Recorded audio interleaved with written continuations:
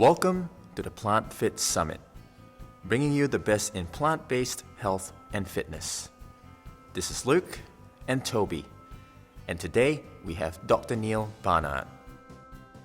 Dr. Barnard is a medical doctor that specializes in preventing and reversing chronic disease through a whole foods, plant-based diet.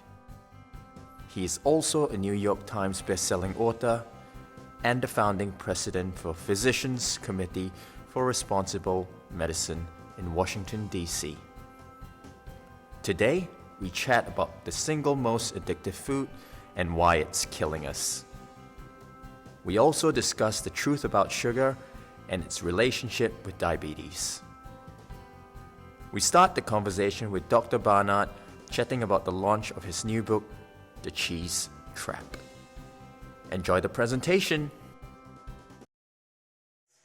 They did a beautiful job. They did. I don't know if you can see, but there is a little bit of cheese with a fish hook in it, as if it's going to lure somebody in. And that is what people are talking about. It's funny. So many people that I talk about this will say, "You wrote this book for me, didn't you?" Because so many people, you think of cheese as sort of this innocuous thing like strawberries or asparagus or something else, but it's not. It's this food that when you start to talk about its potential risks, people want to plug their ears and act like they're not hearing it. So anyway, I think we are in an important place talking about cheese because even though it is a goofy, quirky food, in many ways, there's a lot of funny things you can say about how it's made and the bacteria that go into it and the smells that come out. The fact is, it has serious issues for our health. It's got environmental issues. It brings in the animal welfare side of things in a very stark way. So I think it's a good thing to talk about. Yeah, fantastic. What motivated you at the beginning to write the book about cheese? Well, we've been using vegan diets for a long time, and about 10 years ago, we were doing a big study on people with diabetes, and they would begin a vegan diet, and they did so much better than on any other diet. Their cholesterols fell, their blood pressure fell, their blood sugars fell. In some cases, they got off their medicines. It was great, but I would hear people say, the one thing I really miss, it was not ice cream, it was not a steak, it was specifically cheese. And not everybody said that, but enough people did, that I thought there's something about this. And I wanted to dig in to see what it was. So I do believe that from a health standpoint, it is clearly fattening. It clearly contributes to health issues. More than a modest way. It's quite significant. But third, there is a biological basis for suggesting that it might even be addicting. So I thought that was exciting, and yet people didn't really know much about that, and I thought let's get the word out. So that's why I wrote The Cheese Trap. For sure. I'd like to explore what you said further. It's addicting and addictive. Why specifically is cheese, and I think down the track we'll go through a few other foods, why specifically is cheese addictive? Yeah, well, first of all, let me say it wouldn't matter if it's addictive if it weren't harmful for you. For example, coffee, caffeine in general, whether it's coffee, tea, or whatever, is clearly addictive. But a lot of people will claim with some justification that there isn't any major harm in it. And I think you could credibly say that. But with cheese, it's not like that. And let me lay a little bit of that groundwork first. For people who are watching this broadcast now and they're thinking, wait a minute, you just mean it's got a lot of calories. Hold the phone. You don't get cheese without having milk. You don't get milk without a cow. The cow has to have been pregnant and has to have given birth, and that's when an animal makes milk. Some people have this imagination, or they imagine that cows just give milk. No, they don't give milk. Any mammal has to be pregnant and given birth, then they start producing milk. And the reason that's important is that to keep up their milk production, the farmers impregnate the cows every single year. Not personally, but the cows are impregnated every year, and the pregnancy is about 9 months, similar to a human pregnancy. So for 9 months out of every 12, the cows are pregnant, and they produce estrogen, female sex hormones that increase as the pregnancy progresses, and that estrogen gets in the milk, and in the milk it goes with the fatty part, which is concentrated when you make cheese. So what am I saying? I'm saying that pregnant cow made estrogen that gets in the cheese, and researchers in Rochester, New York, went into a fertility clinic And they looked at men, and it turned out the men who ate the most cheese had the poorest fertility. They had specifically low sperm counts and poor sperm morphology. Now, the question this raised was, I thought that the amount of hormones in the milk were tiny, and they are, they're just traces. But what these researchers said, they might just be traces, but they're somehow concentrated in human biology, and they have enough of an effect that you can see it in these men. And parallel with that, researchers looking in women found, they looked at a number of populations, but one of the most striking was they looked at women who had had breast cancer in the past. And they'd been treated, and they're kind of anxiously waiting, will the cancer return or not? It turned out that those who ate the most cheese had a 49% increased risk of their cancer coming back and killing them. So once again, these researchers said, I thought the hormones in milk were just small amounts.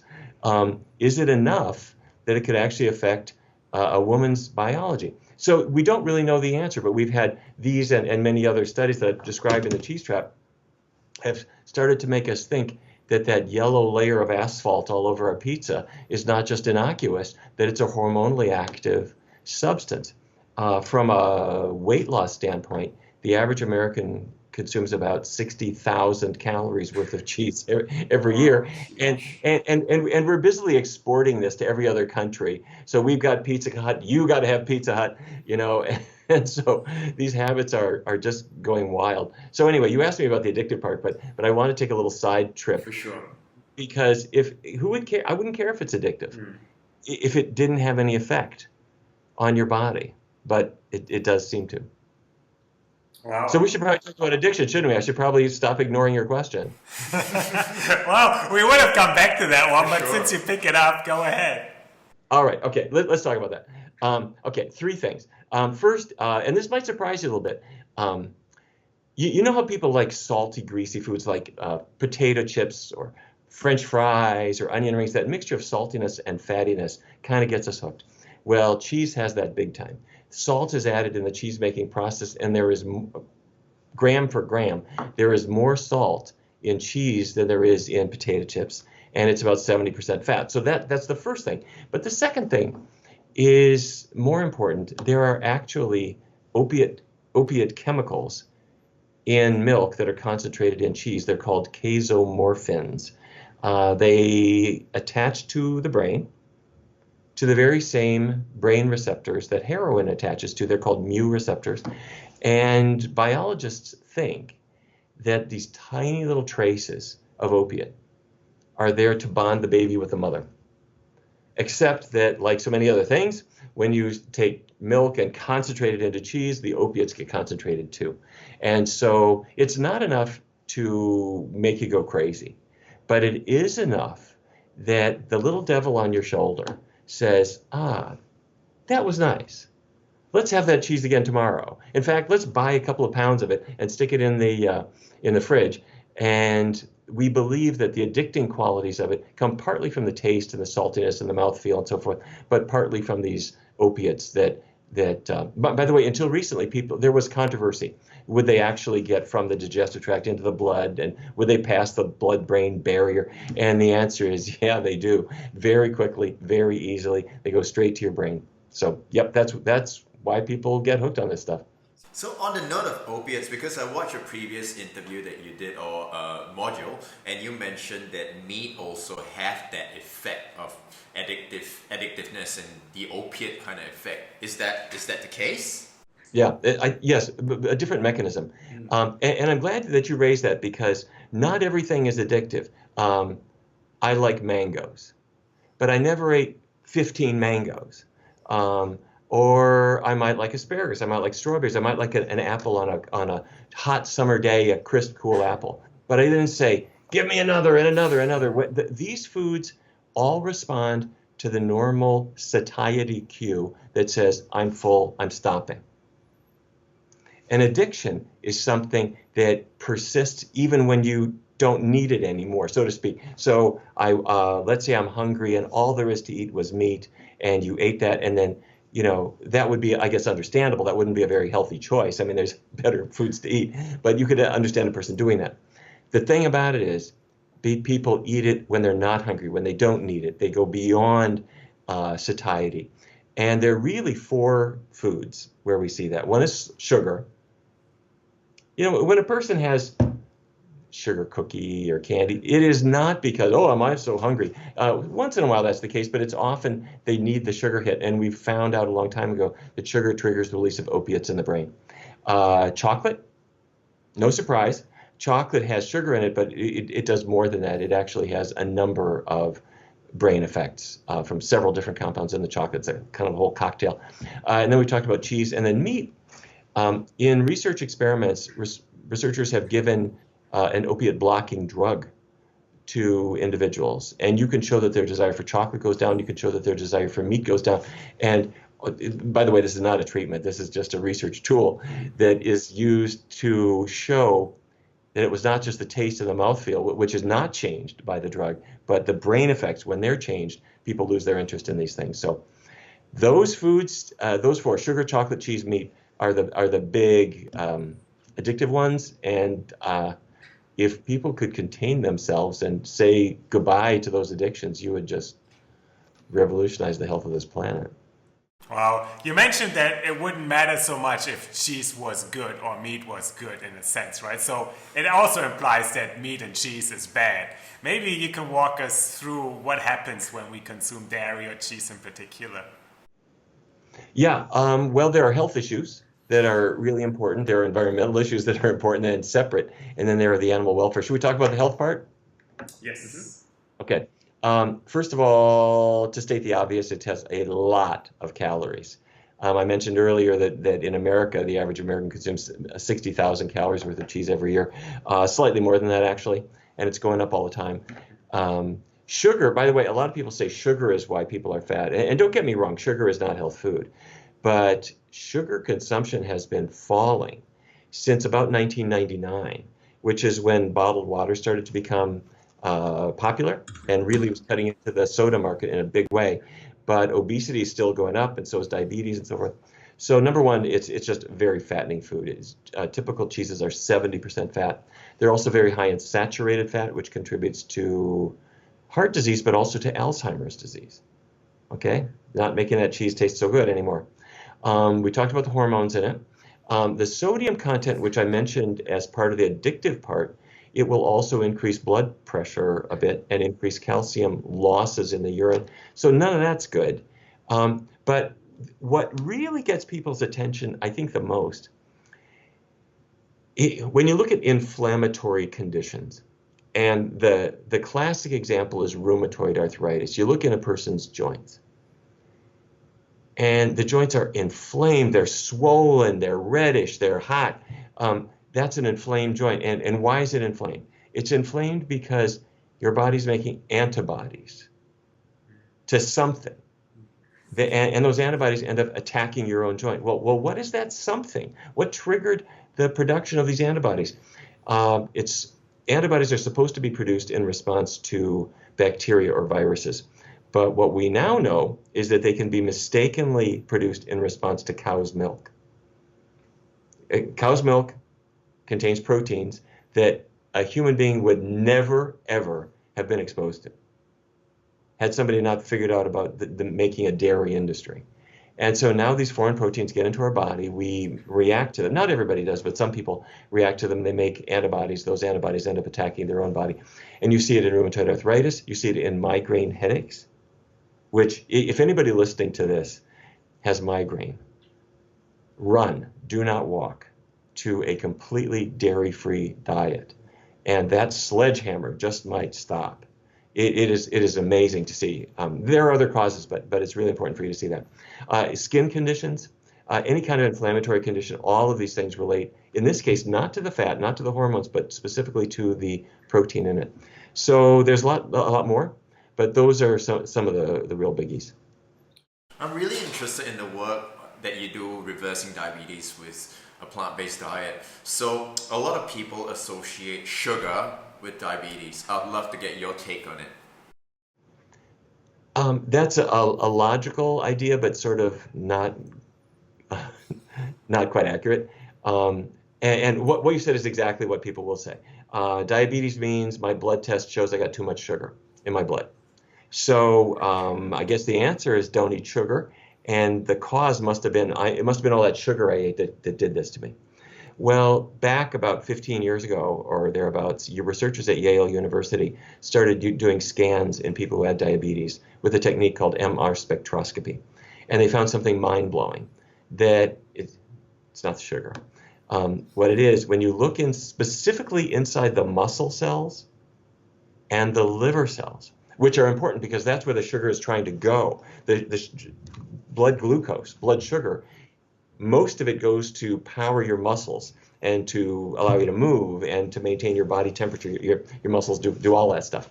Anyway, the reason the sugar cannot get in the cell is the cell is filled with fat, and you can see it on MR spectroscopy. You can see the buildup of fat inside the muscle cells and inside the liver cells.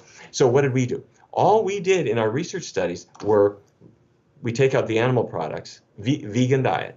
So there's no animal fat left. You keep the oils really low, and once you do that, there are tiny traces of fat, but that's it. And so the fat that's been accumulating in the muscle cells and the liver cells and also in the fat stores, it just starts to dissipate. And once that happens, then the person's natural insulin can start working better. We call this an improvement in insulin sensitivity, and their blood sugars go down and down and down and down and down, and their need for medication goes down. In some cases, they get off their medication. In some cases, you would never know they had diabetes. And so what we have done is we've said, stop focusing on the effect, which is my cells are filled with fat, therefore sugar can't get in, therefore my blood test is going to show a lot of sugar. That's the only part that people focused on. Instead, you got to focus on the cell. Focus on the fat that's in the cell, get it out, and if you do that, that is tackling the cause. And now you got a shot at getting rid of this disease and all the stuff that goes with it. The eye problems, the kidney problems, the nerve issues, all the things that go along with it. We're going to see if we can't tackle them, and I believe that we will. Yeah, I find it fascinating because you seem to have found the root cause of a lot of problems, which is surprising in a sense. Maybe... Yeah. Well, that's important. Diabetes is not caused by a metformin deficiency. And yet your primary care doctor is going to have that be the first thing that they do is, here's your metformin prescription. In the same way, if you've got a high cholesterol level, that is not caused by a Lipitor deficiency. It's not caused by a statin deficiency. It's caused by foods in 90% of cases or thereabouts. And so, yes, we can use medications for these things. And once in a while that makes sense. But for the most part, you want to tackle the cause, which is the dietary contributors to these conditions really needs to be tackled first. Yeah, does that also mean we can actually kind of compare the effect a diet would have to something people would hope to get from a medicine? Well, sure. Diet effects are often a little more gentle. I can drive your blood sugar to zero with insulin in about 20 minutes time. These drugs can be very, very powerful. A diet effect is more gradual. But on the other hand, what the diet change is doing is it's allowing the body to heal. In the same way as with surgery, I can sew up a cut. But if the cut's not too bad, maybe it will heal on its own. And the body can heal. The arteries that have been narrowed can open up again, cells that have been clogged with fat can improve. And you want to ally yourself with the healing processes of the body, because when you do, unlike drugs where there are lots of side effects that you don't necessarily want, take Lipitor, for example. All the statin drugs that are used for cholesterol lowering, they're effective. They do lower cholesterol, and for some people that's a good thing, but they also increase the risk of diabetes by 40% or something along that order of magnitude. They increase body weight. They have muscle side effects, liver side effects. Rarely they cause quite severe memory problems. So I'm not saying that they're deadly for most people, but they're certainly not innocuous. But when you make a dietary change, all the side effects are good. Okay, I did this for my diabetes, but I'm also losing weight and my blood pressure is coming down and I have better energy and my digestion is better. And over the long run, your risk of developing dementing illnesses is going to be reduced as well. So the side effects are good simply because the same bad foods contribute to a lot of unhealthy conditions. Sure. So I'm also interested in, because my understanding of a whole food plant-based diet is high in carbs in that sense. And there is this whole high protein, low carb, ketogenic kind of mindset towards nutrition and weight loss. What are your thoughts on these kinds of diets? Because I've seen people going on these high protein, low carb diets and experiencing weight loss. Yeah, I'd love to know your opinion on that. Yeah, you can lose weight on a low carb diet, and a lot of people try them. And um, over the short run, they have a mixture of reactions, which include yippee, I'm losing weight really fast, but I'm really constipated and feel terrible. And over the long run, they're quite disappointing for most people over the long run. But the rationale for them, well, carbohydrates are about half of what you eat. If you look at beans or starchy vegetables or fruits, that's about half of a typical diet. And if you leave all that off, you're going to cut your calories enough that most people are going to lose weight. Except if you take too literally these books that say, you can eat all the protein you want and all the fat you want, just don't eat carbs. If you really do that and your calorie content doesn't fall, you don't lose weight at all. It's strictly a caloric change. So if you're leaving out all the fruit and all the pasta and all the beans and all the bread, and you never have a cookie, and all these things are gone, and you can live that way forever, and you don't make up for it by increasing anything else you eat, and you go to bed hungry every night, you will lose weight. Here's the bad thing is people can't live that way. Our bodies aren't designed for that. And so very soon people give it up, and they very often gain more weight than they lost. The other thing is if you're left with meat, dairy products, and eggs as your supposedly healthy high-protein foods, the saturated fat and cholesterol in those foods will often drive cholesterol levels up. Not in everybody, because if you're losing weight, your cholesterol should fall. A smaller body has less cholesterol. But about 1 in 3 of these people, you see their cholesterols go up, sometimes through the roof. And Dr. Atkins himself, of course, was well known for his own heart disease, promoting this supposedly healthy diet that has turned out to be really just terrible. And the other thing, we have to just step back. The thinnest, longest lived people on the planet lived in rural Asia, rural Japan, rural China, and they're eating rice like crazy. They were eating noodles, and they had very high carbohydrate diets, and they were slim even if they never exercised. You know, some of them might be bicycling through Tokyo, but there were plenty of others who were barbers who lived above their shop, and they walked about 10 steps in the whole course of a day. They were all rail thin because carbohydrates have only 4 calories in every gram, unlike fat, which has 9. So a high carbohydrate diet is a slimming diet.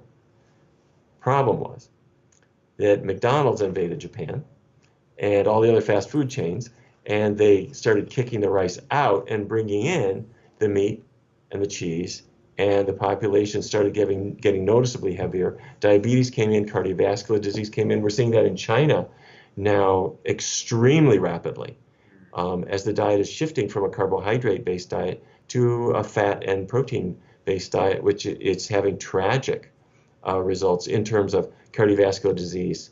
And of course, I have to say, there are 2 industries that are thrilled with this. The first is the meat industry. They're making money hand over fist. And the second is the pharmaceutical industry. I know this sounds awfully sinister, but the pharmaceutical industry was waiting like vultures on a telephone wire, looking at the changes that were happening in China, knowing they could sell them diabetes drugs and cholesterol-lowering drugs and hypertension drugs. So bottom line, no, don't do a low-carb diet. It's bad for populations. It's bad for individuals. Yeah, I think a lot of times the old saying that cavemen are hunters and gatherers is brought up to justify this kind of approach. But obviously we know that it was more the gatherers rather than the hunters.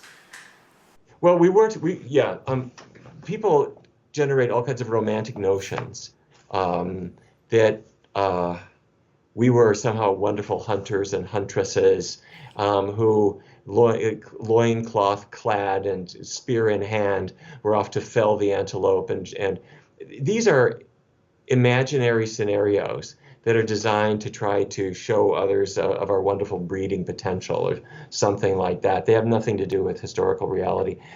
Human beings are not carnivores. We never were carnivores. We are great apes. And great apes, that's gorillas, chimpanzees, orangutans, and bonobos, and human beings. First of all, if you look in your mouth, your teeth, you don't have those long protruding canine teeth. Your canine teeth are no longer than your incisors. Compare that to a cat or dog, which are carnivores. They have these long canines that allow them to capture prey, to dispatch the prey quickly and remove the hide and remove the meat from the bones. Try that with your teeth. It's not going to happen. Your digestive tract is that of an herbivore. You have a long colon that allows you to absorb nutrients out of high fiber foods. Carnivores have quite a different digestive tract. What happened was, when the Stone Age arrived, and we suddenly could pretend to be carnivores, because we're not fast. You can't capture prey very well. You're not going to run after an antelope and stop him. But you suddenly had arrows that were faster than you were. So you could pretend to be a carnivore. And you could have a hatchet and you could have knives. And so even though you didn't have claws or teeth of a carnivore, you could do sort of the next best thing. But we still have the coronary arteries of an herbivore and the digestive tract of an herbivore. And I emphasize that because there are people who will say we are a carnivorous species or an omnivorous species. We're neither one of those. We're herbivores. And that's still true today. And I don't care if you're 85 years old and you've been living an omnivorous diet or carnivorous diet all your life. When you get back to your herbivorous roots, your arteries start opening up again, and you start losing weight, and your body starts regaining health. Yeah, for sure. And we know by now the World Health Organization, they classified meat as a carcinogen, right? Right. So maybe walk the audience through what meat actually does to the body. Well, it does a lot of things. What you're probably speaking of with regard to the World Health Organization, they leveled their heaviest condemnation on bacon, sausage, hot dogs, what are sometimes referred to as processed meats, because there the evidence is just overwhelming, especially with regard to colorectal cancer, which is a really big killer. And there, it's probably not the cholesterol and so forth. In that case, it could be some elements of the curing process plus some elements of the meat itself that turn into cancer-causing chemicals, either in the process of being produced or in your digestive tract or in the cells themselves. Bottom line, don't eat it. And we shouldn't feed these things to kids. You know, here in the United States, everyone goes to a baseball game and they buy a hot dog for their children. They would never buy them cigarettes, but they may as well. You know, if they're going to give them hot dogs, they just should not be doing this. But it's not just hot dogs and bacon and sausage. Other meats are in this category, and chicken. Chicken sales have gone way up, in part because it's become very easy and cheap to produce. But along with that has come a number of issues. Chicken is actually the biggest contributor to a carcinogen called HCAs, heterocyclic amines. And they're not in the chicken itself. They form when the chicken muscle is heated. So you throw it in your pan, or you bake it, or you grill it. And these heterocyclic amines form as the muscle is heated. And by the way, you don't want to eat chicken raw, unless you have a really good health care policy nearby, because there is chicken manure impregnated into the flesh. It gets there. I hope nobody's eating while I'm watching this. Chickens are slaughtered at such a high rate that they go into a cooling bath that is just loaded with manure, and the chicken muscle is like a sponge that soaks it up. And the reason I say that is we measure it. And we go to stores and we measure it, and the manure is just soaked into the meat. And you can wash it off, but that, apart from the fact that eating chicken dung is creepy even if you cook the dung, it's the bacteria that are alive in it are major contributors to lots of issues. Anyway, but back to what I was saying. Cancer is linked to the white meats as well as to the red meat. Oh, by the way, if you don't mind, I know I'm giving you the world's longest answers, but I got to tell you one more. Speaking of the bacteria in chicken, many women get urinary tract infections. Men do to a lesser degree. When you do the genetic footprint of the bacteria that caused that urinary tract infection, it started in the chicken counter. The bacteria have been traced to the chicken counter in the vast majority of cases of urinary tract infections. What I mean is a woman or somebody she lives with buys the chicken, they bring it home, the dung that I was describing is in the meat, it gets on your fingers, it gets on the fork, on the knife, on the kitchen counter, on the sponge. At some point she licks her finger, the bacteria get into her digestive tract and they migrate up into the urinary tract. And that's where the vast majority of the bugs for urinary tract infections come from. Problem with that is that when chickens are treated with antibiotics, then you got antibiotic resistance and you got a bad infection. And so there are lots of problems caused by eating meat. Yeah, especially you bring up the topic of antibiotics. I mean, that doesn't apply just to chicken, right? I understand that livestock actually is given more antibiotics than all humans. About 80% of all antibiotics that are produced go not for humans, they go for livestock. And the reason that's pathetic is that you have these exhortations from the governments of the world saying pediatricians should not be overusing antibiotics. When a person has just a little cough, don't give them antibiotics for it because we don't want resistance. What are you thinking of? 80% of the antibiotics are going to the animals, and the antibiotic resistance is being fomented on farms and then is being exported as these products are exported. It follows the products, it also follows the farm workers, the people who work on the farms and then carry these things to other people that they're in contact with. That's the big issue.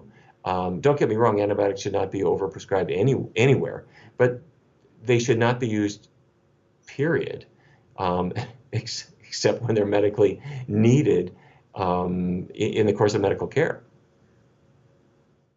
Yeah, I wonder what the risks are, right, in terms of for us humans, because there seem to be more and more diseases within the animal kingdom that pose a threat to us.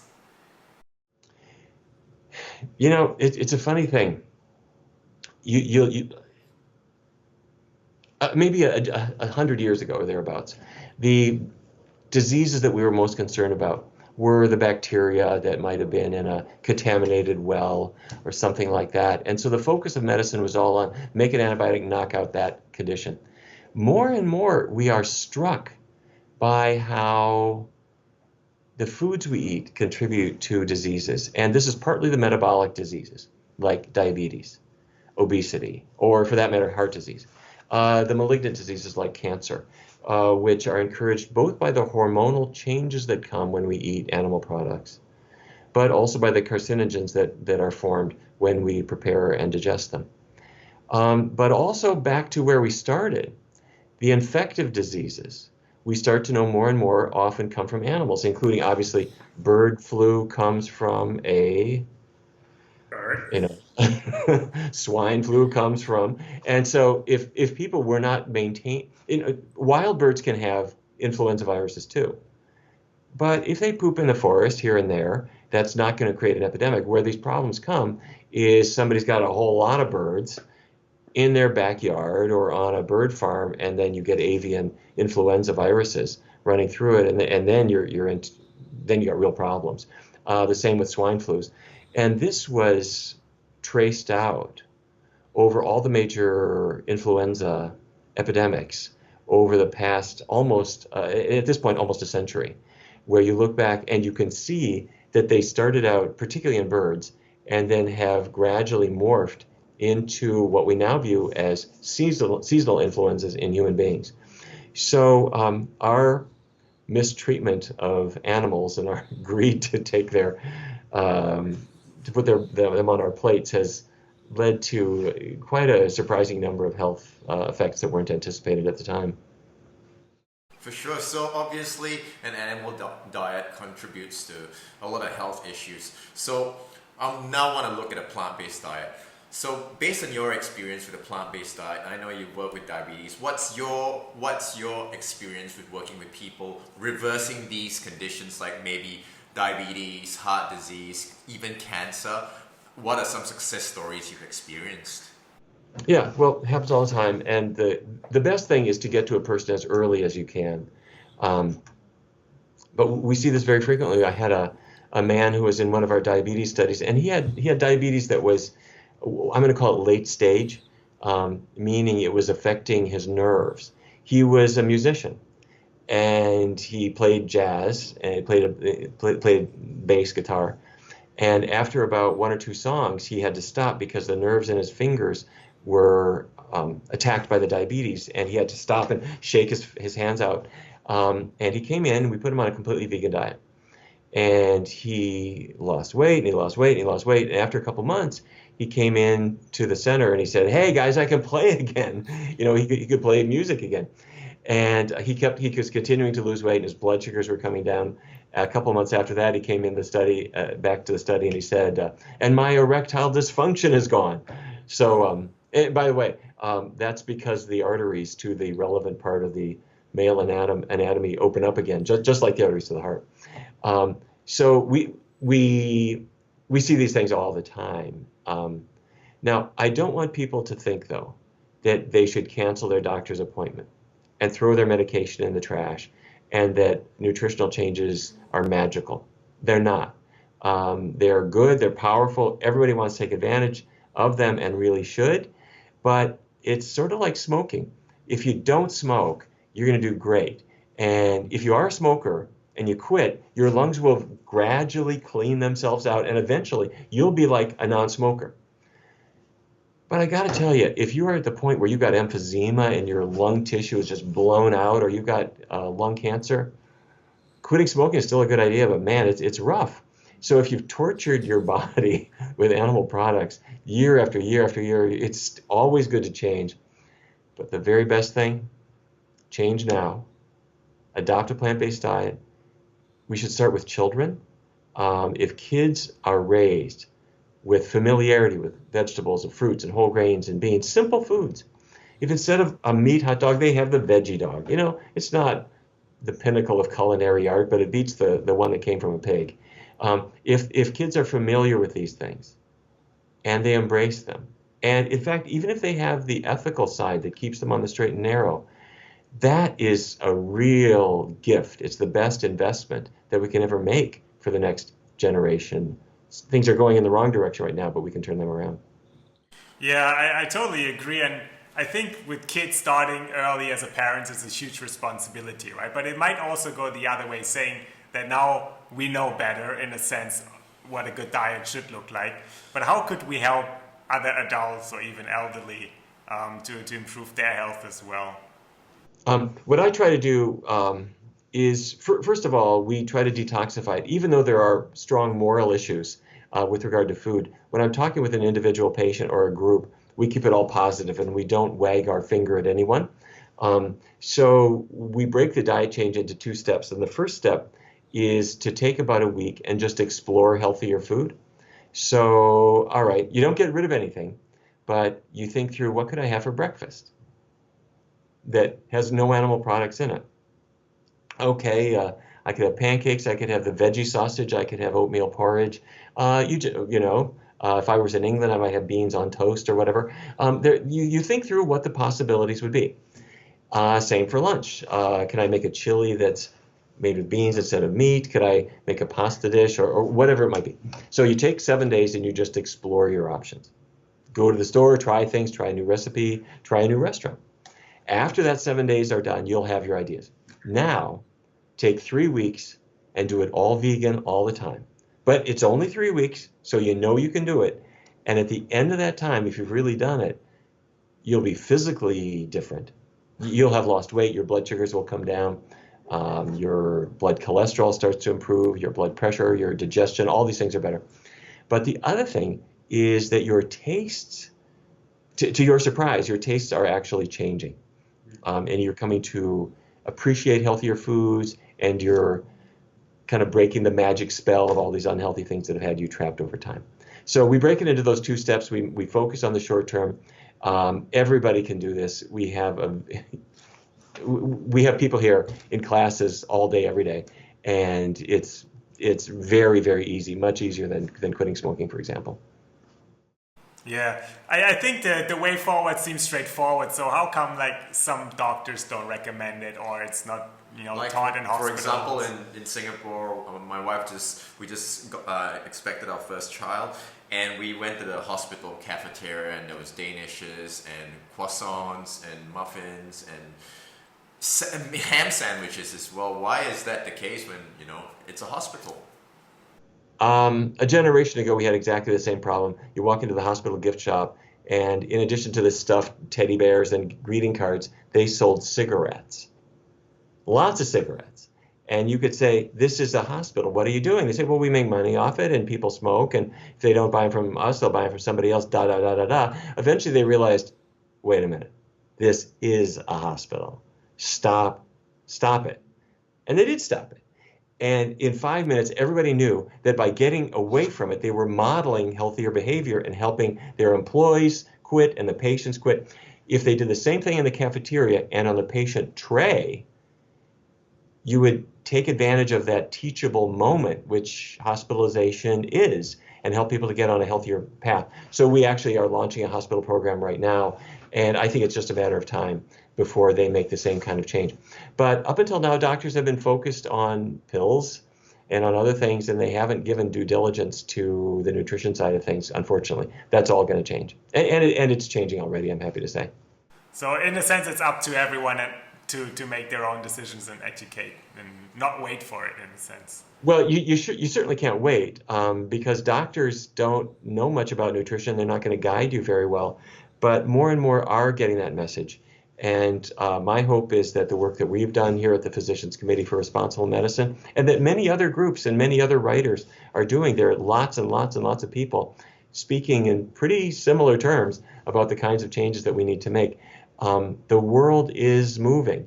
And I'm so optimistic now with young people who are saying, it's not just health, it's global climate change, it's this mistreatment of animals, which no longer qualifies as being civilized. We have to make these changes, and all of those are working together in a very, very good way. So it's understandable to be frustrated by how slow things are moving, but there's every reason to be optimistic that we are, in fact, going in the right direction.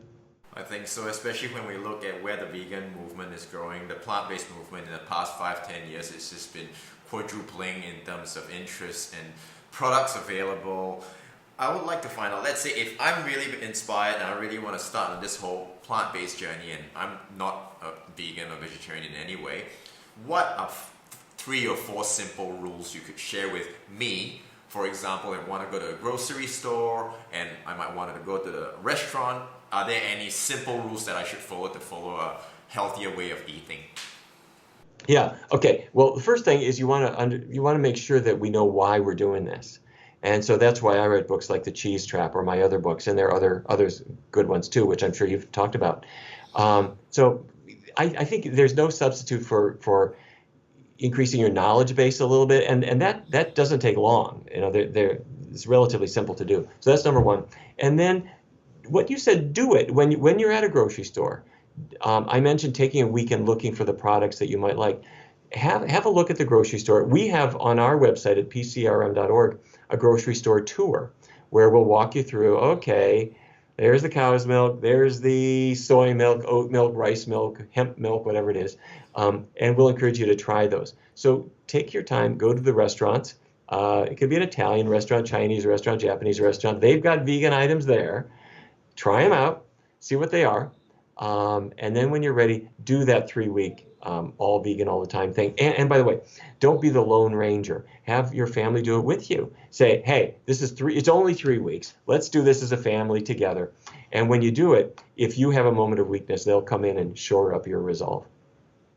On that topic of family, for example, now I've gone plant-based and I experienced the benefits of it. And I have an uncle and auntie who's predisposed to diabetes, and by saying, I know all this information, I really want to help you, but it's just like the more you ask, the more I'm just going to shut up, I'm just going to keep doing what I'm doing. What advice would you have to that person to say, all right, There is only so much you can do at any given time because, let's face it, their choices are not dictated by logic. They're dictated by culture. the things that we've always done, as well as a little bit of an addiction component too, where we're hooked on foods and they culturally seemed okay, and that's just their worldview. So what can you do? A few things. First of all, you can give people something else to read. So instead of it being you telling them, there's a book or a DVD telling them.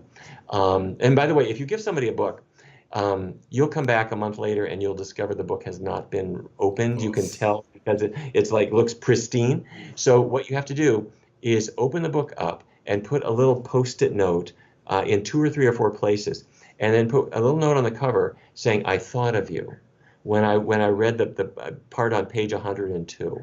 They can't resist opening it up. And they're going to read and they say, he was thinking of me. What was that? And pretty soon you'll have them hooked. And then instead of them thinking it's you telling them, it's the author telling them. DVDs are great for that kind of thing too. And there's so many great programs out now. And you just tell your friend, have you seen Forks Over Knives or the new ones, Eating You Alive or others, and say, right about 30 minutes in, I thought about you because it just struck me so much. They can't resist. They're going to watch it. So those are things we do. And then, of course, you can give food, food baskets or food tools. Somebody just gave me a mango cutter, and so now I'm addicted to mangoes. I didn't think that was possible, but apparently it is. Anyway, you just pour your love into it a little bit, so you're giving people things and showing them you're thinking of them, and the guilt isn't going to work super far. One exception, if you have children, be a parent. So there are some parents who are so uncomfortable with their own vegan diets that they let children of 8 or 10 decide for themselves. That's ridiculous. You don't let your child decide whether they're going to smoke or take heroin. Be a parent. If you have figured out that there's a train coming, get your kids off the track. If you figured out that meat and dairy products is going to kill your kid, pull them off that track. And this will give you uncomfortable conversations with your partners, either your family, the grandparents, the school teachers, or whatever, but tough. That's why you're a parent. Go in there and be firm. Yeah, I love it. Love it. Thank you very much for your time.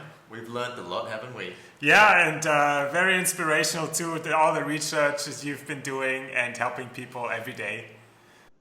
Well, thank you. It's been fun talking with you guys, and let me thank you, because you're reaching a lot of people, and I really appreciate your being on the same team with me as we try to spread a little bit of wisdom and spread the love around too.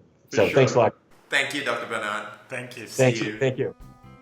We hope you've got a lot of value and inspiration from this presentation. For live Q&As and updates on the summit, join our Facebook group. You'll find the link below. Our goal is to reach 1 million people and help them become plant-fit inspirations in their communities. We believe that the right food and exercise can change your life, inspire those around you, and save the planet. Feel the same? Then check out our Plant Fit for Life package.